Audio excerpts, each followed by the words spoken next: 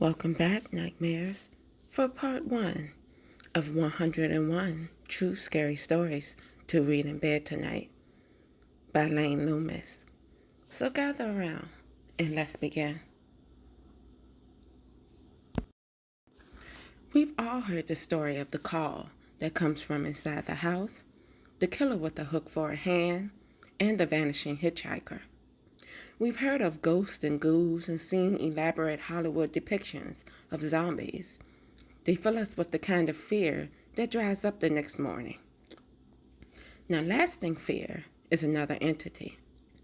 There are other things that frighten us every time we find ourselves uneasy in the dark. Everyone's imagination goes somewhere when they see a shadow that might be out of place, a childhood memory, or something they heard in passing from a friend.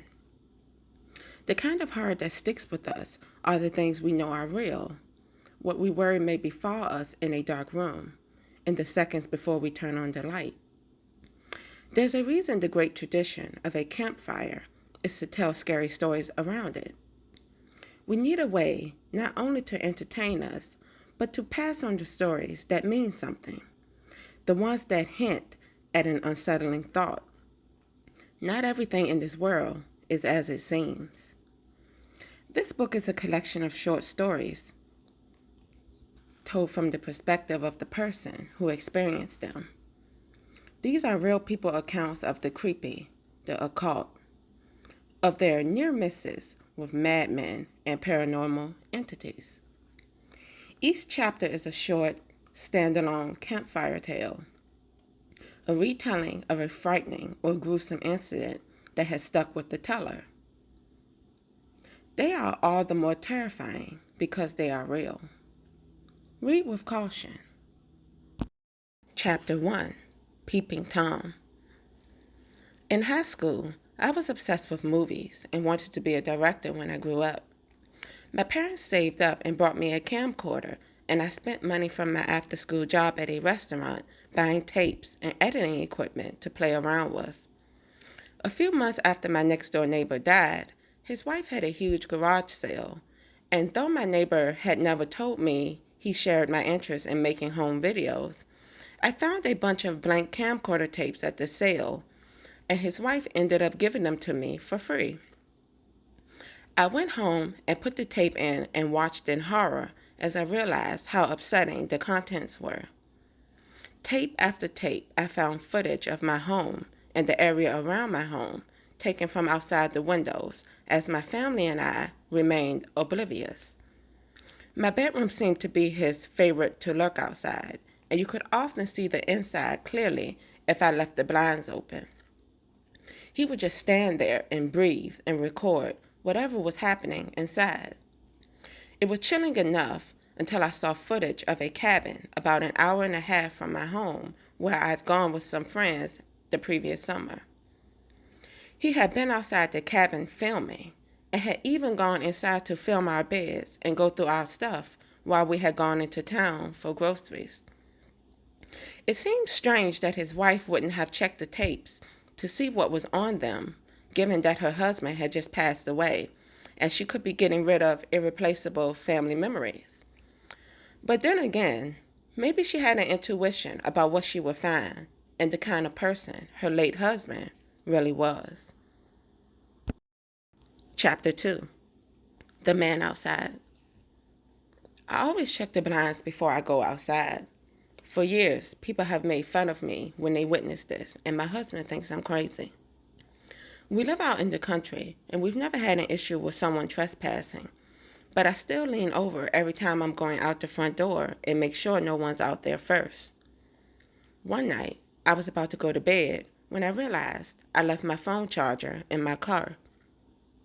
I had put it in my purse that morning because the one I had at work broke and only just remembered it as I left, placing it on my passenger seat.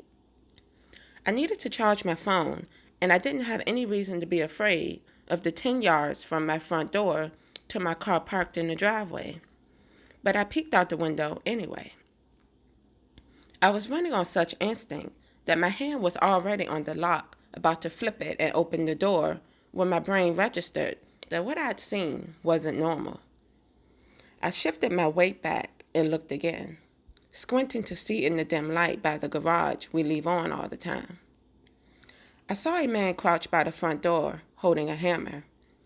He wouldn't be visible from the little window on the front door. You wouldn't even see him until he was right next to you. I screamed for my husband and watched him book it down the drive. I didn't see him get into a car, but he must have gone somewhere. We called the cops, and they couldn't find any sign of him. We invested in some floodlights the next day, and no one made fun of my habit again. Chapter 3, Message on the Mirror. I was babysitting for a new family in town one night. After the couple left, the kids were playing in the living room, and I went upstairs to use the bathroom. I turned the light on and saw a message scrawled across the mirror in red lipstick. Tonight is the night evil begins. I freaked out and made the kids go in their bedroom so I could lock the door. I called my mom, and she came over and stayed with me until the couple returned. They seemed bewildered by the message on the mirror and claimed they had no idea how it got there. They were persistent in trying to hire me for the next few months, but I never babysat for them again. I heard something similar happen to the next babysitter they managed to hire. Chapter 4, The Body in the Road. I've heard of things like this happening, but I thought it was an urban legend. In college, I used to go home on the weekends to do laundry and eat free food and hang out with my family and high school friends. I was a night owl, so I'd stay out as long as possible and then drive the 3 hours back to school in the middle of the night. This is in Nebraska, so even when it isn't the dead of night, it's easy to find yourself totally alone on the road. One Sunday night, I was driving back to school, and it was around 4 a.m. I wasn't too far out of my small town towards the city, and as usual, the roads were completely deserted. Up ahead, I saw what looked like an accident. There was a car pulled halfway off the road onto the shoulder, and I saw a body in the middle of the road. Needless to say, I was extremely creeped out, but I also had these feelings of wanting to stop and help if somebody was hurt and needed medical attention. Eventually, my rational side won out, and I decided to drive around the accident and then call 911 after I made it around and I was on my way. I'm a small guy, and something about the situation didn't seem right to me. Or perhaps I was just too scared to stop and get out of my car in the dark to investigate. I drove on the shoulder on the opposite side of the road, clear from the other car and the body on the road. When I was about 10 yards past the accident, I looked in my rearview mirror, ready to pick up my phone and call the police, when I saw a handful of people coming up from the ditch where they'd been hiding behind the car on the shoulder. The body in the road was now standing up, watching me drive away. Chapter 5, He Could See Me. I was trying to make friends in my new city, so I went to a party a coworker invited me to. I ended up having too much to drink because I was trying to calm my nerves and have fun with strangers. Uber wasn't a thing yet, so I decided I'd just sleep it off in my car and drive home in the morning. I woke up in the dead of night, and the city street was so eerie. It had been well populated around bar close when I passed out, but now it was deserted. I could just see by the light of some streetlights and the glow of the moon. I wondered for a minute what had woken me up before I heard a scratching noise on the passenger side rear window. I'll never forget the look on the guy's face, who was crouched outside my car, staring at me and trying to get my attention. When he saw me, he grinned and pressed his open mouth against the glass and then made a chomping motion with his teeth and giggled wildly. The worst part was there was nothing I could do. I knew I didn't want to risk driving drunk, but I didn't want to get out of the car and run away either. In the end, I took my jacket off and put it over my face and just tried to go back to sleep, knowing he was still out there. I heard him walking around the car, tapping at the glass for what felt like hours as I hid in plain sight and prayed for him to go away. Chapter 6. The Night We Didn't Come Home. A few years ago, I had a shitty job where I was forced to work third shift nights while my wife was working a normal day job. On the day my sister-in-law went into labor, my wife drove to the hospital after she was done with work and spent the night there. I arrived home early the next morning and entered the house to find electricity wasn't working. After searching the house, I realized someone had broken in through a basement window and cut power to the house through the circuit breaker down there. Nothing was taken from the home, and the window in question was not visible from the front of the house. Slowly, it dawned on me that someone had been watching us. They knew there was a window of time between when I left for work for the night and when my wife returned home, and that she'd be there alone for hours. Chapter 7. The Man at the Door. I grew up in a small suburb about an hour from a mid-sized city. I always felt totally safe everywhere. It was just a normal, idyllic place, and I lived in a newish neighborhood with my family in a split-level house. Our dining room was upstairs, but because of the open design, you could still see the floor below it as well as the foyer and the front door. One night, while we were eating dinner, a man came to the door and I went to answer it. He said he was lost and needed directions and kept looking between me and the rest of my family he could see upstairs. I can't describe the terror I felt fill my body when I was talking to him. I've never experienced fear like this. His request was weird. It wasn't the kind of neighborhood you'd get lost or need directions in. But nothing about him should have been so unsettling. I gave him directions and he left. I deadbolted the door and ran upstairs and felt afraid for the rest of the night. It was just a feeling I got.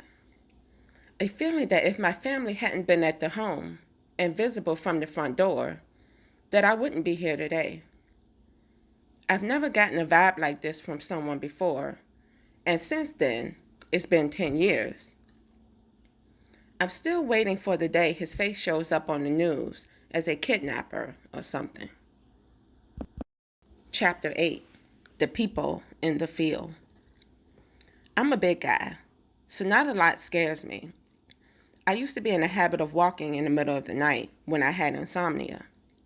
I hated lying in bed waiting to fall asleep, so instead of tossing and turning, I'd get up and walk around my neighborhood for an hour, and then I'd fall back into bed, dead tired, and sleep. One night, I'd taken an even longer walk than usual, convinced that returning home anything less than completely exhausted would be a waste. I found myself on the deserted grounds of the town's high school soccer fields, the school on one side and the woods on the other. I decided to cut through the field to the street that would eventually take me home. About halfway through the field, I saw something in the near darkness towards the very edge of the woods. Half a dozen shadows emerged from the forest and started walking towards me, slowly but steadily. I shouted out a "hello" to them, but no one responded.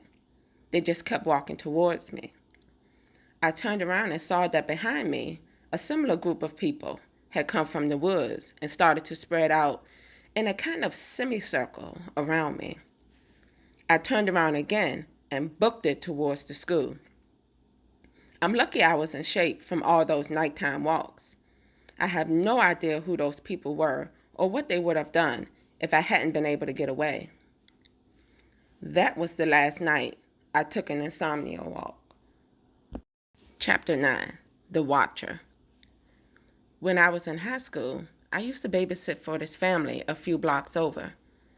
The dad ran a business out of the home, so one of my duties while I was babysitting was to make sure I answered the phone so I could take a message in case it was one of his clients calling.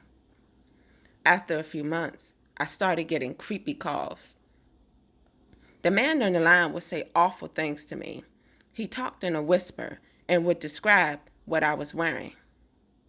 He said he was my watcher and that he was always watching me, even though I only got the calls when I was babysitting.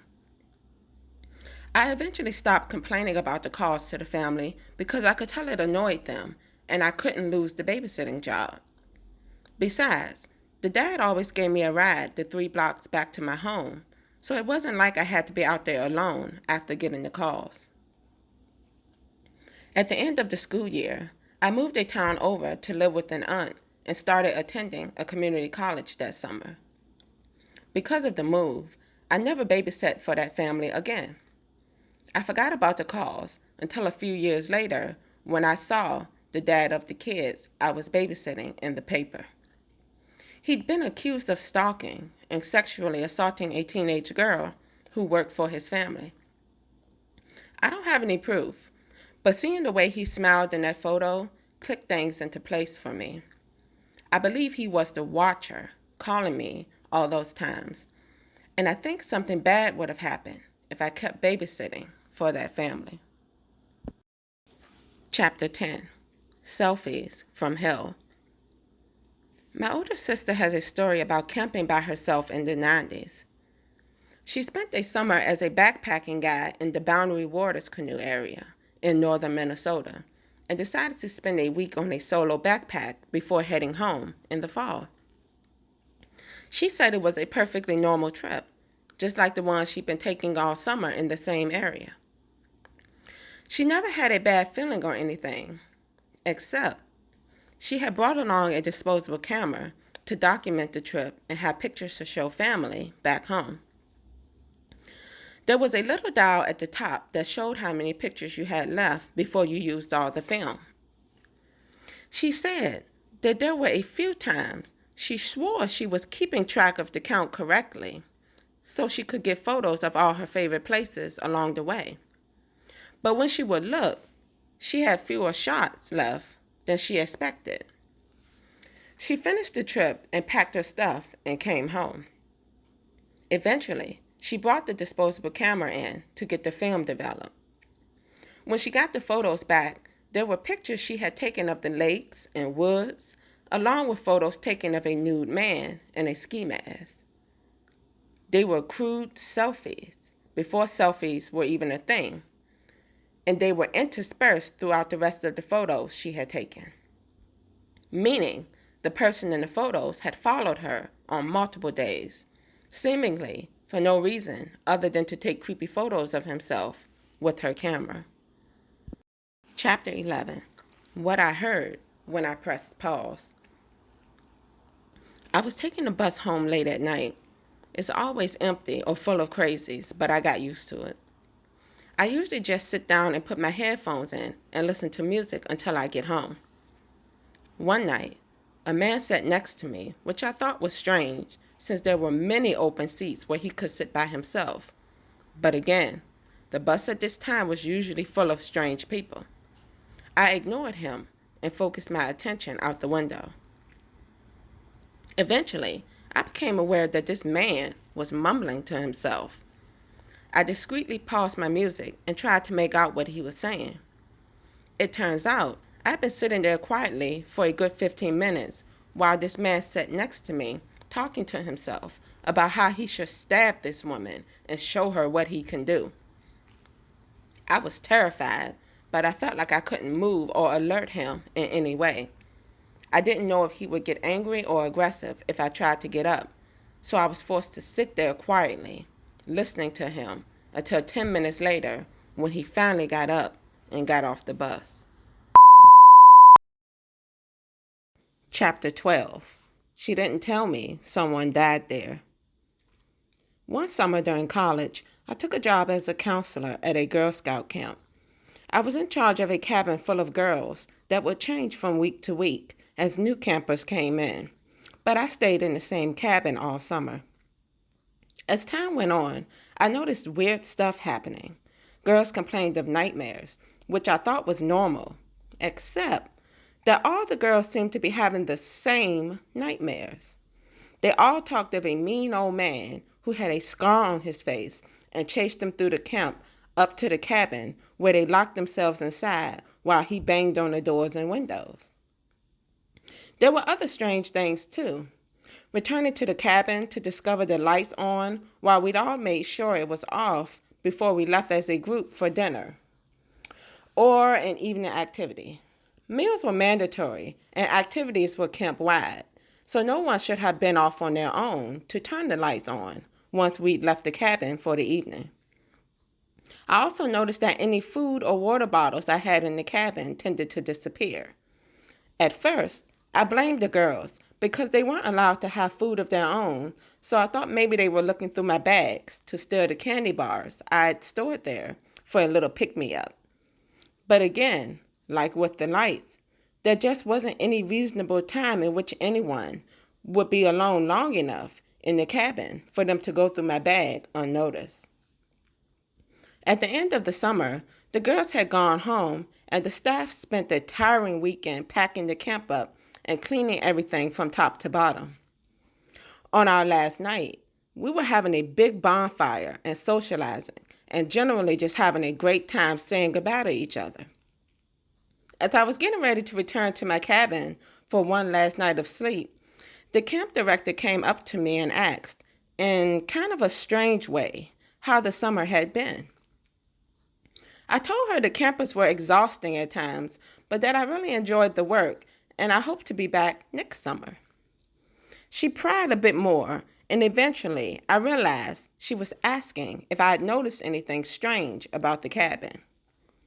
It turns out that while the cabin was closed up for the winter, a homeless man had broken into this particular cabin and evidently spent a few weeks there before the owner of the camp discovered his body there at the beginning of the spring.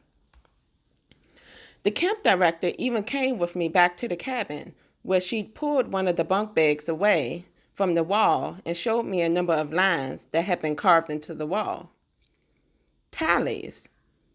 They thought meant that he was tracking each day that passed. I did go back to that job the following summer, but on the condition that I was assigned to a different cabin. Chapter 13, The People in My House. As I was pulling my car into the driveway late one night, my headlights illuminated two people in my living room. I owned my home and lived alone. I immediately put the car in reverse and called the cops. I waited for them to get in the driveway before I returned. I sat out there while they searched the whole house and they couldn't find any trace of anyone breaking in or even being in my house. When I went inside, I saw nothing was out of place.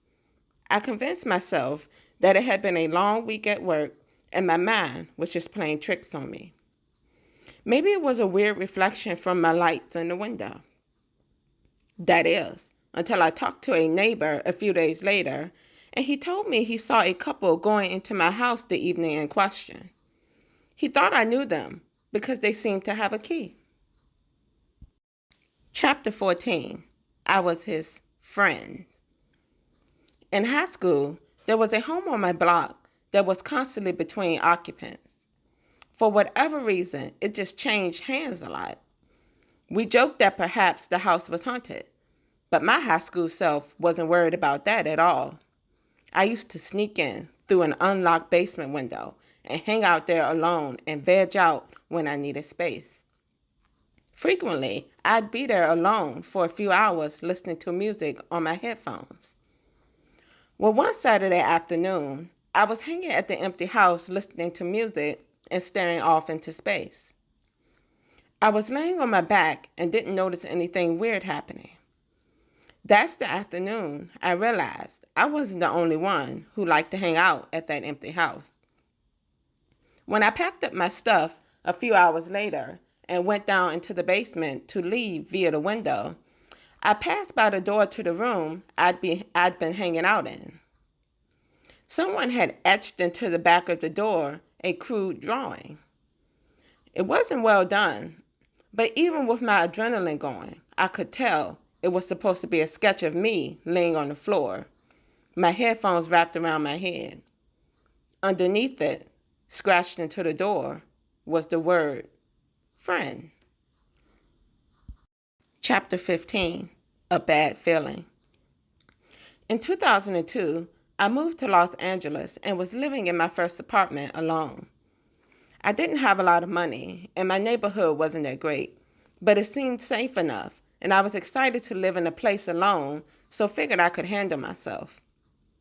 One morning, I got ready for work, grabbed my bag, and went to head out the door, but the door wouldn't open. At first, I thought I had forgotten the lock was turned, so I double-checked it a few times, but the door was totally stuck.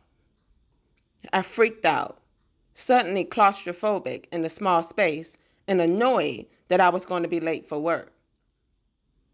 I picked up the phone to call my landlord when I heard gunshots outside. I ran to the door and pulled it open smoothly.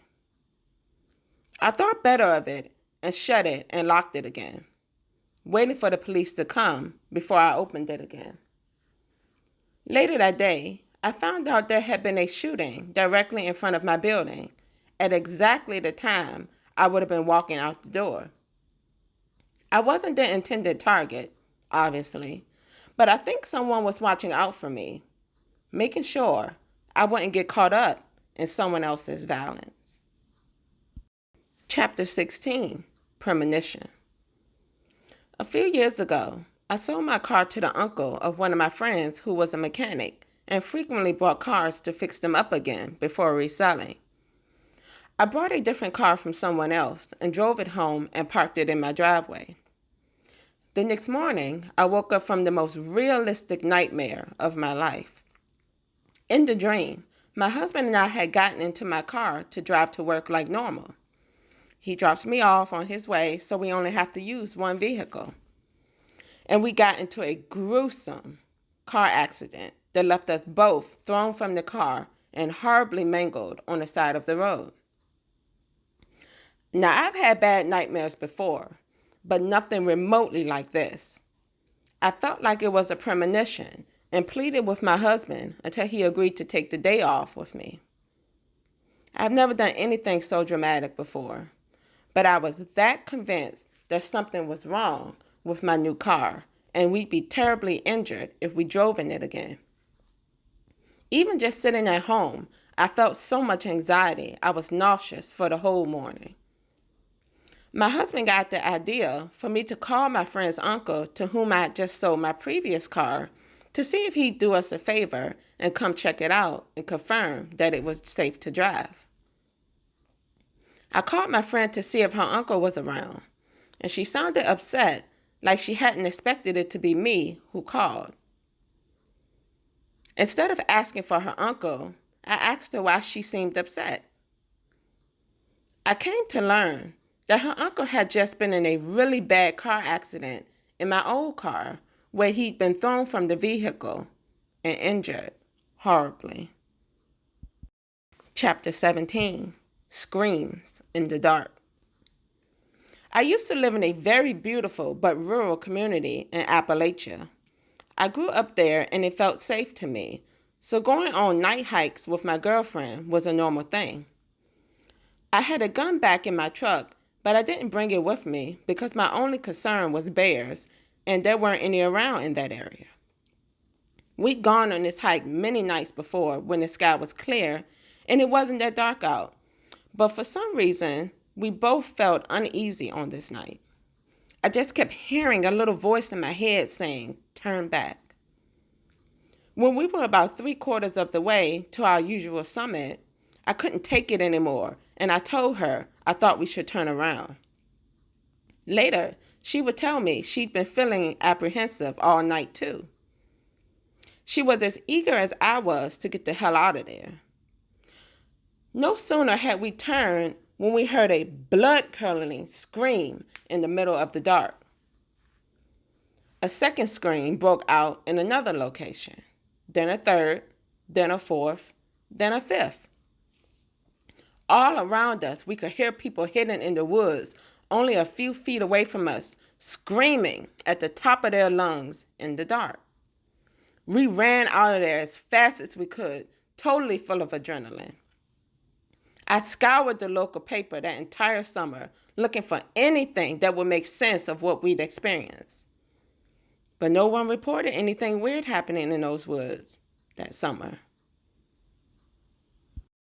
Last text. The day my mother passed unexpectedly, I woke up to a text from her that said, "I love you too." It wouldn't be abnormal for me to have text her "I love you" and for her to respond with "I love you too." But I hadn't talked to her at all the previous day. I had no memory of texting her recently that I loved her. And my message history confirmed I hadn't sent a text like that.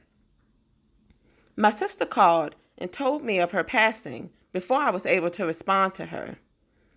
But I like to think that a phantom text from me to her did exist, and that she died shortly after being comforted by a reminder of my love for her.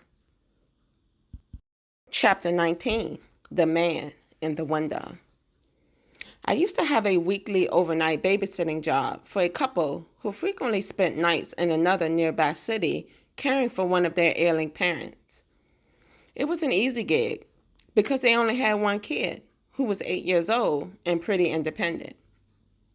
I just played with them for a few hours and got him ready for bed, and then got paid for another 14 hours while I watched TV, raided their fridge, and slept. The one thing I hated about the job, however, was the house. It was a somewhat modern house in the country, and they had big open windows, and the style was such that there weren't any curtains I could close.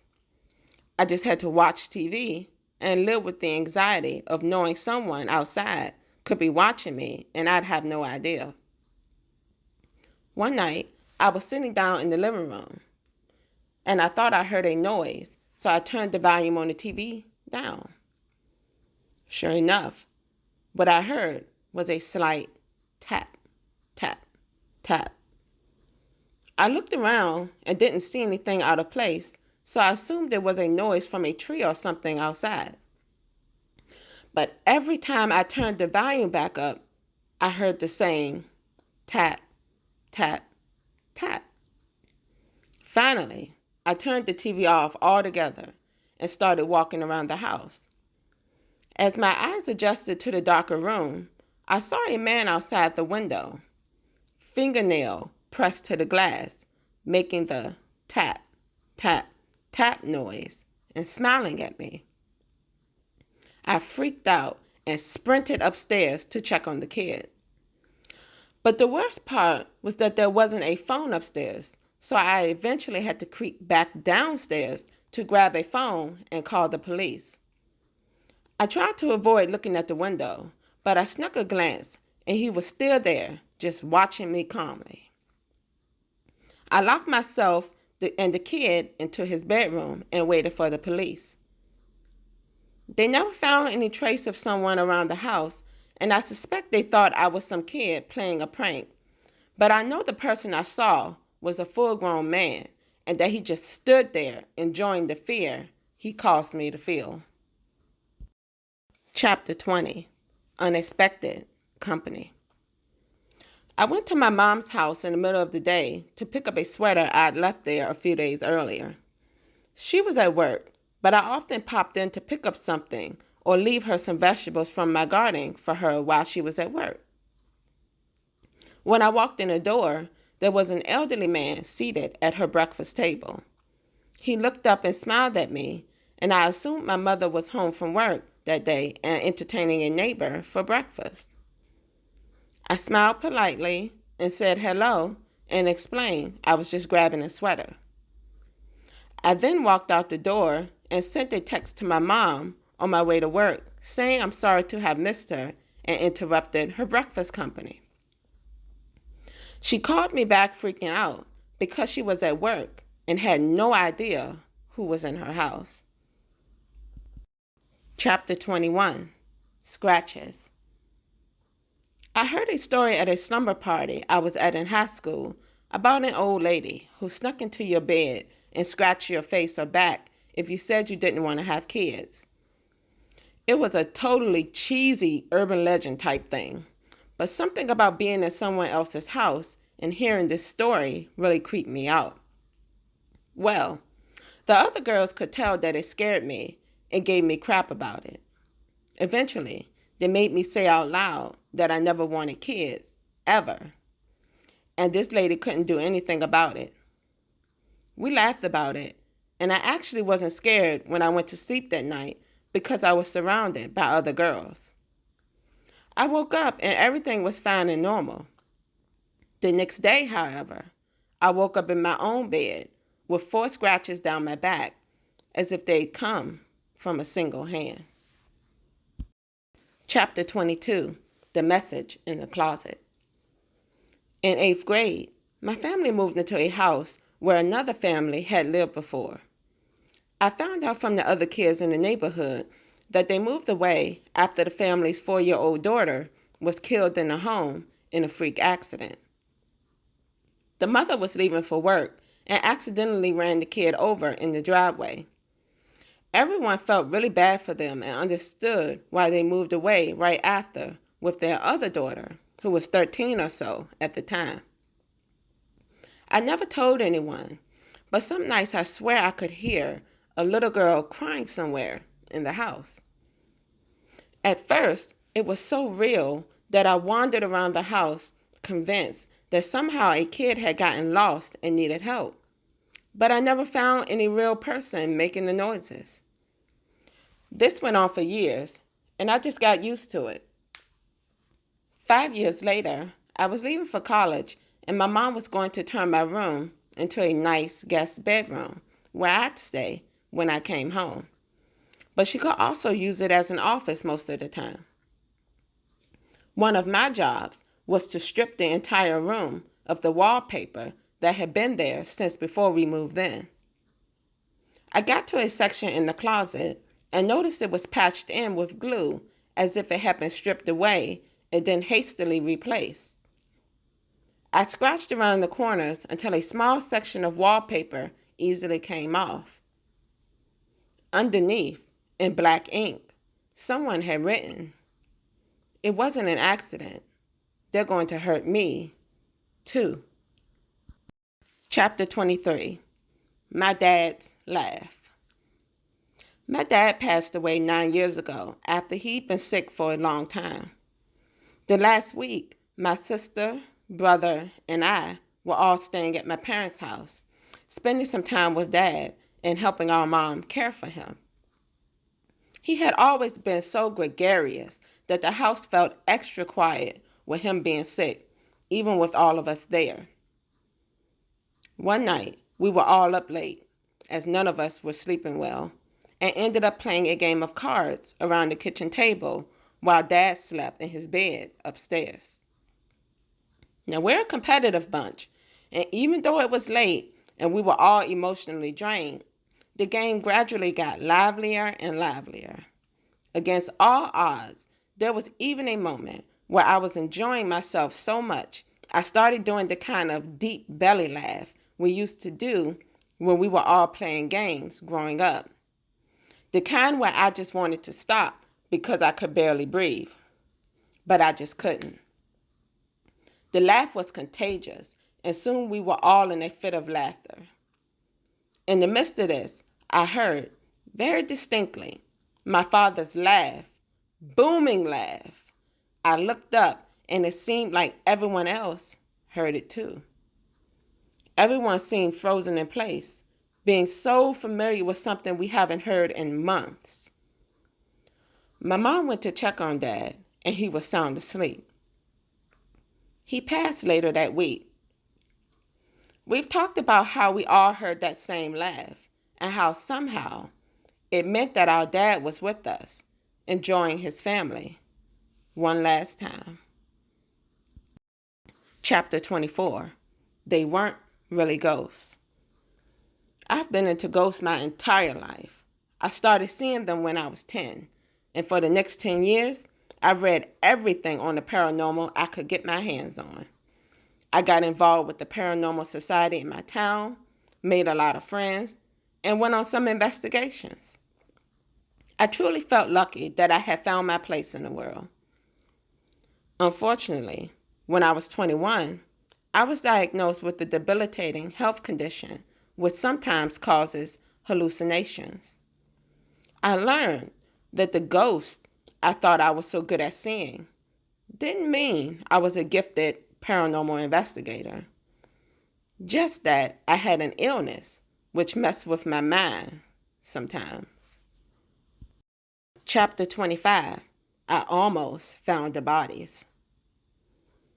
In high school, I was at a party thrown by a kid I didn't know very well.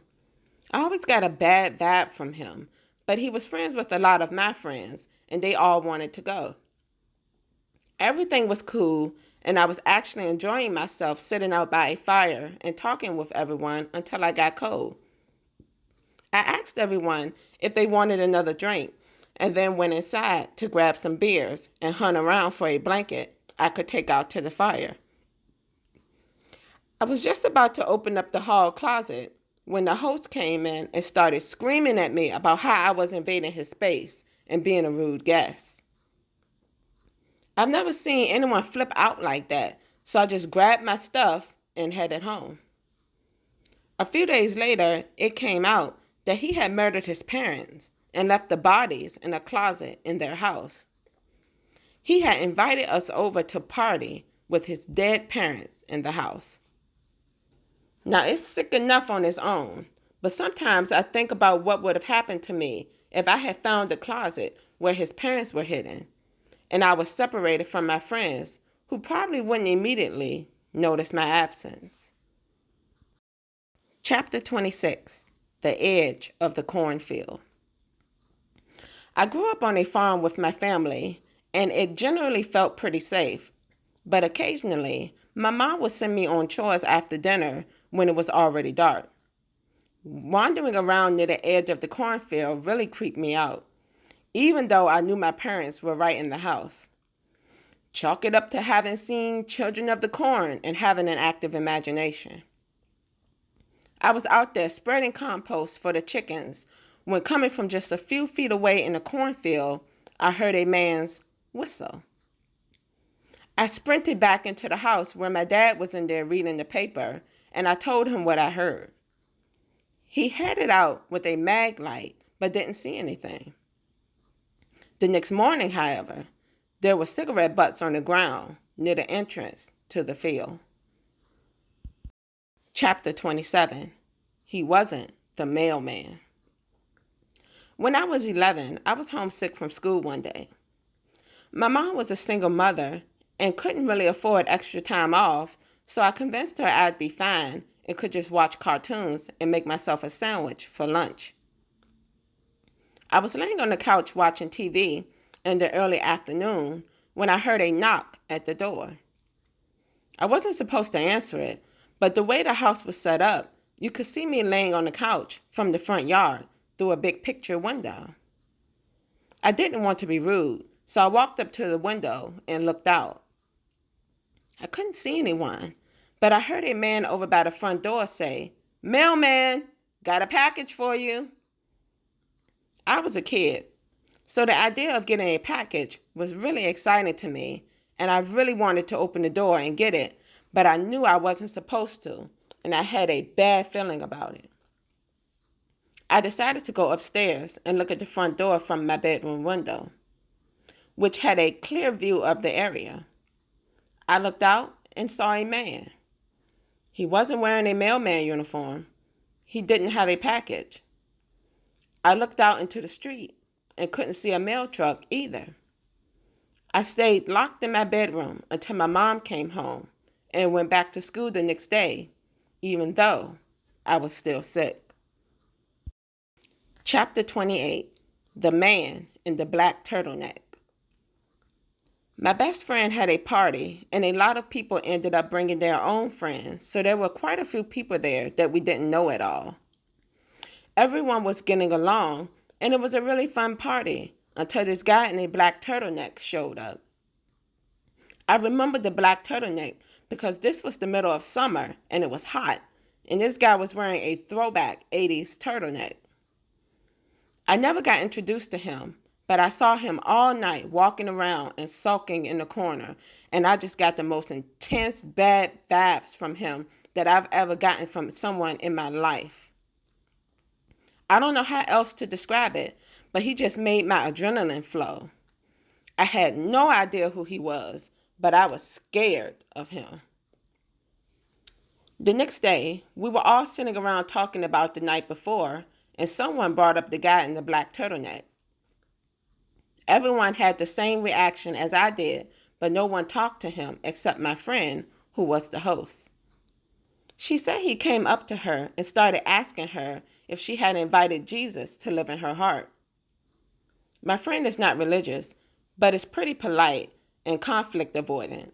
So she just said no, and then said she had to go help one of her guests. The following day, my friend found a handwritten note in her mailbox detailing what hell is going to be like for her. There were descriptions of the skin being pulled off her face, her limbs being cut off and tossed into piles for dogs to eat. We assumed the guy in the black turtleneck put it there, but we didn't have any proof. All of us asked around to everyone we knew who had been at the party, and a lot of people remember him and how creepy he was, but no one actually knew who he was or how he got invited. Chapter 29, The Blue Truck. One day, my dad was late picking me up from school, so I decided to walk home. It was a long walk, which is why I didn't normally do it, but I figured he'd find me on the way and drive us home from there. After a little while, I noticed I'd seen the same blue truck going by me a bunch of times, and it was going slower than usual, too. This freaked me out a bit, as my parents had recently had a big talk with me about safety, and I was convinced pretty much all strangers wanted to kidnap me. I ended up cutting across a neighbor's house and watching the truck go by before running home. I told my parents about it, and they were proud of me for listening so well. In retrospect, I don't think they believed anything bad had been about to happen at the time. But it was a really big deal when a kid in my town was kidnapped a few weeks later. It was years before they found the body, and a few more before they caught the guy who did it. And he drove a blue truck. Chapter 30. He didn't answer the door. When I was a kid, my mom wanted me to go to the elderly couple that lived next door and see if we could borrow a few eggs from them so she didn't have to go to the store. I knocked on the door and they didn't answer, but I could see the old man standing in the living room. I knocked louder and he didn't turn around. I thought maybe he just couldn't hear me, being old and all, so I turned the doorknob and it was unlocked. I walked in, calling out for him. It was so strange to me that he wouldn't turn around until I got in the living room and saw that he wasn't standing at all. He had hung himself, and I'd been trying to get the attention of a hanging corpse for the last 10 minutes. Chapter 31. It followed me home. I'm an avid hiker, and one summer I had a goal to hike in every state park within a 100-mile drive of my home. It took me to some pretty off-the-beaten-path places and some trails that weren't often hiked on. On one particular hike, I stumbled across the body of a man who had obviously committed suicide. It was a horrible experience that I thought would end when I immediately returned and alerted the park rangers about what I saw. But for months afterwards, I had vivid, lucid nightmares about this man where he would tell me horribly nasty things. The dreams were so incredibly realistic and happened every single night. He wanted me to kill myself. He was trying to goad me into it. He told me I didn't deserve to live. He told me my wife and children were ashamed of me and would be relieved if I were to die. It got to the point where I was really losing my mind. I couldn't sleep, couldn't focus at work, I was just physically and mentally exhausted. At that point, I would try anything, so I went to a psychic who told me the spirit had attached itself to me and I needed to cleanse it. She sent me to a witch who burned some things in a bowl and made sure the smoke went all over my body. I didn't really believe in this stuff, but again, I was desperate. The night after that was the first night I got real sleep in months. The man hasn't been back since, but I'm still uneasy. I can't believe that stuff like this really happens. I wouldn't believe it if it didn't happen to me. Chapter 32. The kind of boy I'm going to murder. I was on a late night bike ride around my quiet suburban neighborhood one night when I couldn't sleep. After riding up a long, steep hill, I stepped off for a moment to catch my breath and enjoy the night air. What I didn't notice right away is that I stopped about 10 feet from a sleeping, homeless-looking man who at first blended in with the shrubbery in the dark. He stared and looked at me for a moment. I gave him a polite smile and started to get on my bike when he said, "You look like the kind of boy I'm going to murder." He said it matter-of-factly and then put his head back down and went to sleep. I got on my bike and pedaled pretty quickly out of there and back to my house. I don't go on late-night bike rides anymore. Chapter 33. There's a witch in the house. I had a dream once where I looked in the mirror and my reflection spoke to me calmly and said, "You need to wake up. There's a witch in the house." I woke up and looked over at my wife, who had blood all over her face. I shook her awake and turned on the light and asked her what happened.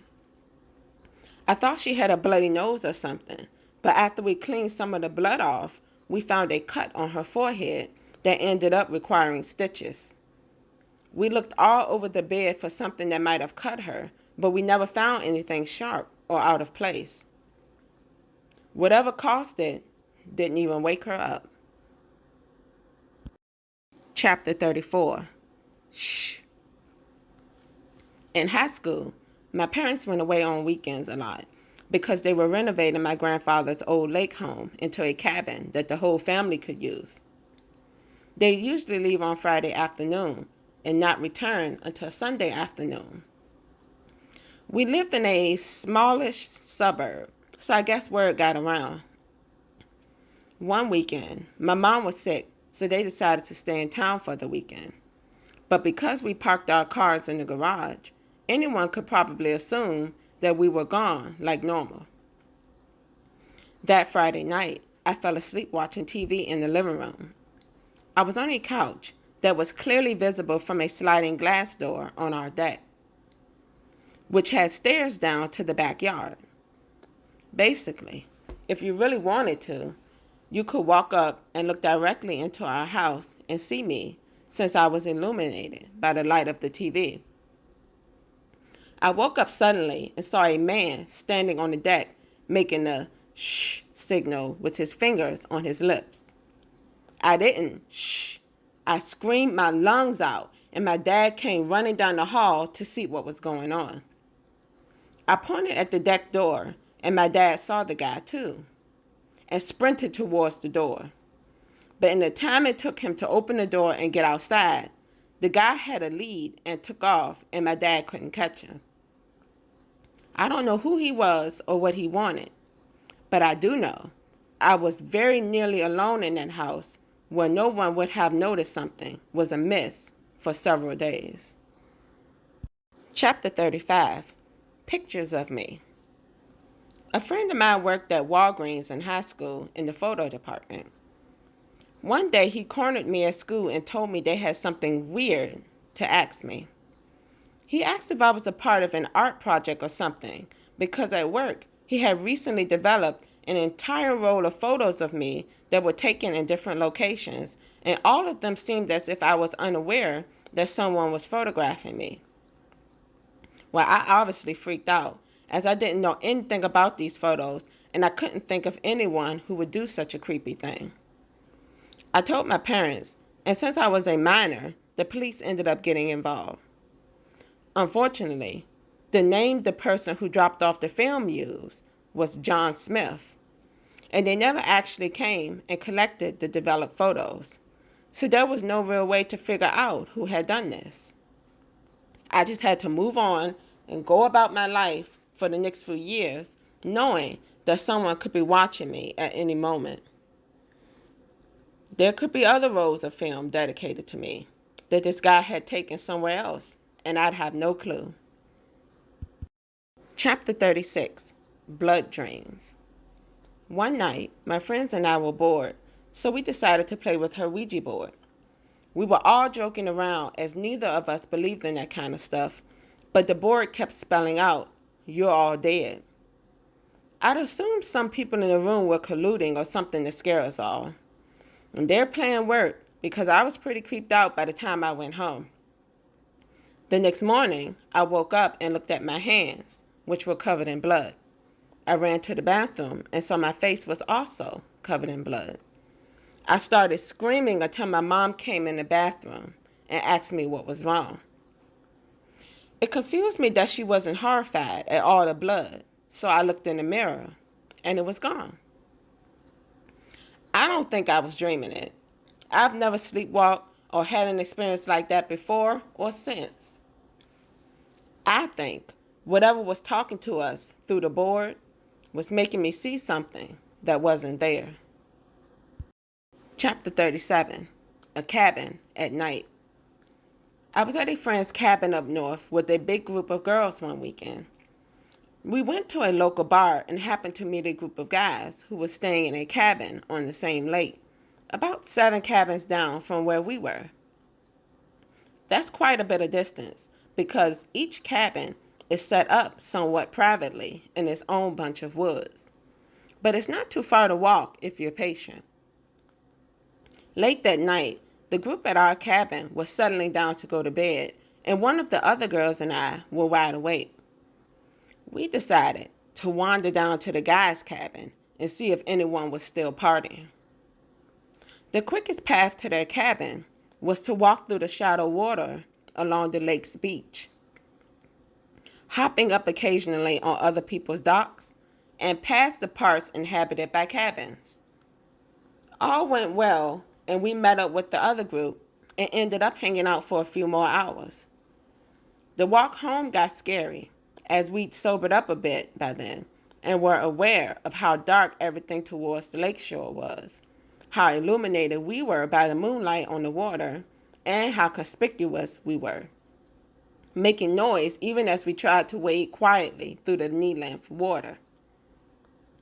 We were about halfway home when we walked up on one particular beach to go around a dock. This cabin looked large and it was completely dark. We had no idea if anyone was inhabiting the place for the weekend or not. As we stepped onto their beach, we heard a series of loud bangs, which sounded as if someone was banging their fist on a door. We froze, unsure if someone in the house had spotted us and were angry that we were trespassing. And the banging happened again, louder this time. We started to run through the water faster because we knew we were making a lot of noise at this point and just wanted to get home. The whole time we were running home, we kept hearing the banging coming from the dark cabin. We got home and went inside and locked all the doors, hoping whoever was so angry hadn't followed us there.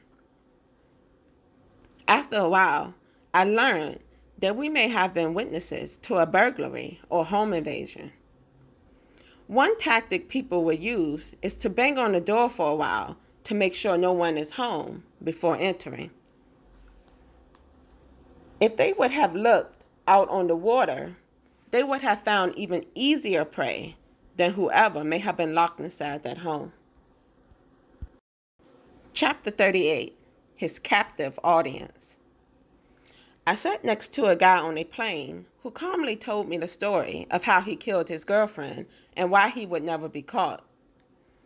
It was a 3-hour flight, and I couldn't alert the stewardess or even act like I thought his story was insane.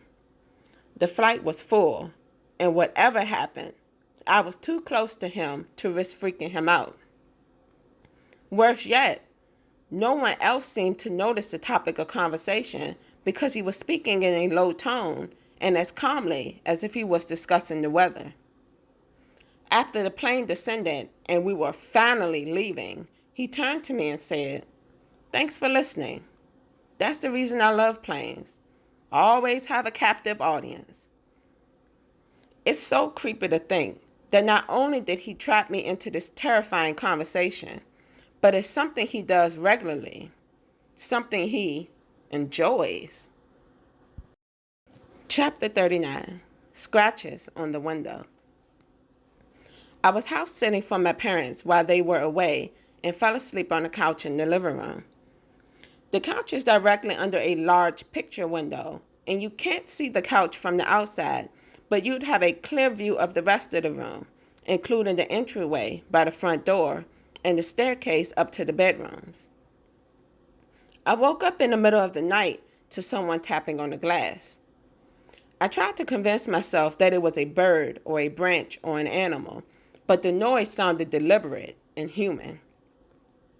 I couldn't sit up and see what was making the noise because if it was a person, we'd be face to face, and I was too chicken. So I just sat there for hours, frozen in fear, listening to this tapping noise go on and on. I dozed off again after what felt like a few hours and woke up in the late morning. I felt relieved and assumed all of the fear was just my imagination going wild until I took a close look at the window. There were small scratches down the middle of the pane, about eye level, that formed a group of tally marks. I had no idea what they were intended to mean, but they had definitely been done by a human, and they hadn't been there the day before. Chapter 40, The Nightmare That Saved My Life. My girlfriend and I were driving on a rural road late at night on the way home from a music festival. She had just remarked that the scene was like something out of a horror movie when there was a big thunk and we ran over something. I thought it was probably a raccoon. A few miles later, my low oil light popped on, and I realized whatever we ran over had probably scratched a hole in the oil pan. We pulled over and I called my brother and asked him to come get us and tow us home. It was the middle of the night and an hour or so away from him, but he's family, so he said he'd be there as soon as he could.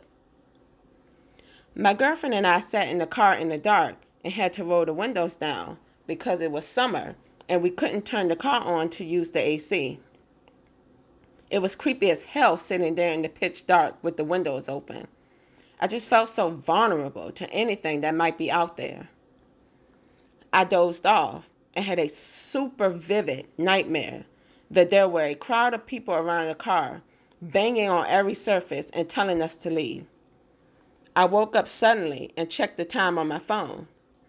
My brother would probably only be about 20 minutes away. Still, the dream scared me enough that I turned on my car and rolled the windows up. I didn't want to risk moving it, but I felt safer with them up, and I stayed awake to keep guard. A while later, my brother called me as I saw some headlights rolling up. He told me not to get out of the car because he had just come upon a car that he thought was ours at first, a few minutes back. The driver and passenger doors were open, and no one was inside, but he saw blood. We ended up running into his truck and just abandoning our car for the night instead of taking the time to hook it up in the dark. On the way to his house, we called the cops and told them about the suspicious abandoned car, as well as informing them that we'd left ours on the road for safety reasons and would be back for it the next day. We never got a call back about what happened to those people or why there were two cars forced to pull over in such a short space on a rural road. But I get a sick feeling in my stomach every time I think about whether we might have been a slightly more difficult target than the other car because I had the instinct to roll our windows up. Chapter 41, The Outgoing Call. When my wife and I first got married, I worked nights, which left her alone in our rented house in a crummy part of town. It wasn't ideal, but it paid better than the other shifts, and we were trying to save money to start our lives together. One night, I was at work and on break when I got a call from my wife. It was 1 a.m, so I already knew something was wrong, and she wouldn't speak on the phone. She was just sobbing uncontrollably. The call ended, and subsequent calls to her phone weren't answered, so I drove home frantically to see what was going on. I parked in the driveway and ran upstairs, noticing on the way that the power was off in the house because none of the lights would turn on. When I got to the bedroom, I found my wife asleep in bed. I woke her up, and she had no recollection of calling me, and instead she had gone to sleep like normal. We checked her phone, and there was indeed an outgoing call to me, but her phone was plugged in on a dresser, out of her reach from bed. After I calmed down and we laughed at how weird the situation was, I began to investigate why the power was off in the house. Finally, I went outside to discover that the power line had been cut. To me, that meant only one thing. Someone was planning on breaking in, and I had interrupted them in the process. Chapter 42, Hitchhiking. I know it's incredibly stupid, but I used to hitchhike home from the bar when I was younger. I didn't have a lot of money for taxis, so I just trusted random people I'd meet on the street to drop me about 10 blocks down the road where the bars were so I wouldn't have to walk in heels. I tried to stick to young people who looked like me because I thought they would be the safest. One night, I got in the car with a young couple who were pretty extroverted and asking me a bunch of questions about my life, what I did that night, etc. Everything was going well until I realized they drove past my block. I told them they passed my street and they could just stop at the next corner and I'd walk back. They didn't stop. At this point, I started freaking out, but I made myself pretend to be calm and kept joking with them. They kept their happy front on and started talking about this party I should come to with them, as if I had a choice. I agreed and waited until we were at a stoplight and flipped the lock button up and hopped out of the car. I could hear them freaking out, but luckily there were some other cars around, so they didn't do anything but peel out and drive away when the light turned green. I don't know where they were taking me or why they didn't drop me off, but the whole thing was a lot more sinister than our joking conversation let on. I learned a lesson that night and haven't hitchhiked since. Chapter 43, Missing Time. My girlfriend and I were taking a night walk around a lake in our town. There's a paved path and there are lights, so it's not deep in the woods or anything. We left the house at 9:45, and while we were walking, we saw an owl in a tree. I remember we thought it was strange, and we had a conversation about it, and then continued to walk like normal. We take this walk at least a few times a week. It's 3 miles from leaving our house to the path, around the lake, and back home. It usually takes less than an hour. When we got home, I remember feeling a bit more tired than normal and looked at the clock to find out it was nearly 4 a.m. We started freaking out because there's no way we had just left home and walked for over 6 hours. We opened up her laptop, checked our phones, turned on the TV, but all the clocks said the same thing. It was indeed 4 a.m. We sat up talking, trying to think of anything that could account for this missing time, but every explanation we thought of seemed more implausible than the last one. Finally, we fell asleep and woke up in the afternoon feeling exhausted drained, and sore. We both had flu-like symptoms that lasted the next few days. I've done endless searches on the internet trying to figure out if anyone has lost time in a similar way or in a similar place. And the only thing I've found is that a lot of people remember seeing owls right before an event like this. Chapter 44, he probably thought I was alone. My family has a cabin up north that's outside of a small town. It's on a lake where there aren't a lot of other properties, and roads go from gravel to just dirt. No one goes on that last stretch unless you specifically know where my family's cabin is, because there's nothing else in that area. Well, one weekend, I had to work at my retail job until close on Friday, but I really wanted to go up and enjoy the rest of the weekend with my family. So I sat out late, knowing I wouldn't get there until about 3 a.m. At the end of driving on the 2-lane highway to this small town, I noticed a large truck with KC lights had been following me for some time. But I didn't think much of it. I just figured that they were going in the same small town. However, when I passed the town and turned onto the gravel road, they continued following me, which started to freak me out. I was alone, out of cell range, in the middle of nowhere, and if something happened, my family wouldn't notice I hadn't made it until morning. As I started approaching the turn I'd have to make from the gravel road to the dirt one, I started questioning what I should do. If this person was following me, turning onto the dirt road would show them where I live, but continuing on the gravel road would just take us further out into nothingness. Finally, I decided that going to the cabin was the best bet. At least there were other people there.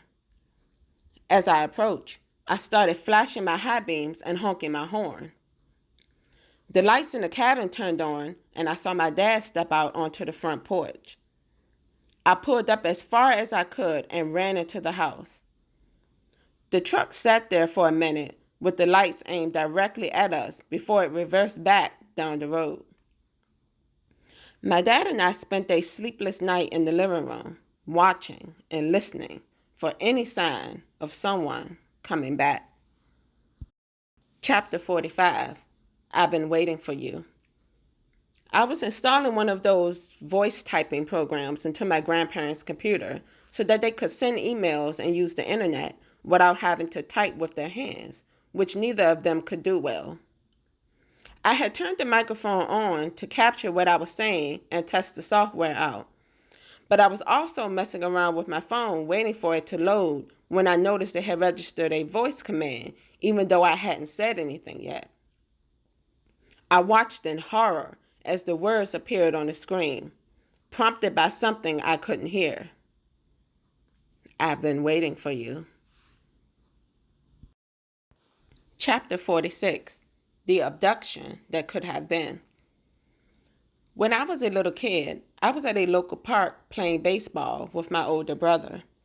We had to go home when the street lights turned on, but we were being slow that day, and it had started to get dark already. As we collected our stuff and started to walk home, I noticed a van had pulled up and the windows were down. The path we were supposed to take home went right next to where the van had pulled up, but I got a bad feeling from it. The guys inside were being rowdy, and I heard them talking in Spanish about getting one of those kids. Not a lot of people in this area speak Spanish, but my brother and I were raised bilingual. So we looked at each other and booked it into the woods to the other way. They weren't prepared to chase us on foot, so we didn't really see them after that, but we sprinted all the way home. To this day, I thank my mom for teaching us Spanish. I don't know what would have happened if we had gotten closer to that van. Chapter 47, Cabinets. Against my better judgment, I played on the Ouija board with a friend one night when he brought the board over to my house for fun. Nothing too scary happened that night, though I had a really bad feeling the whole time we were playing it. The next afternoon, I had my family over, and it was a nice day, so we were grilling outside and eating at a picnic table I have in the backyard. After we all sit down, I realized I forgot to bring out the salt and pepper shakers, so I go back inside and freeze.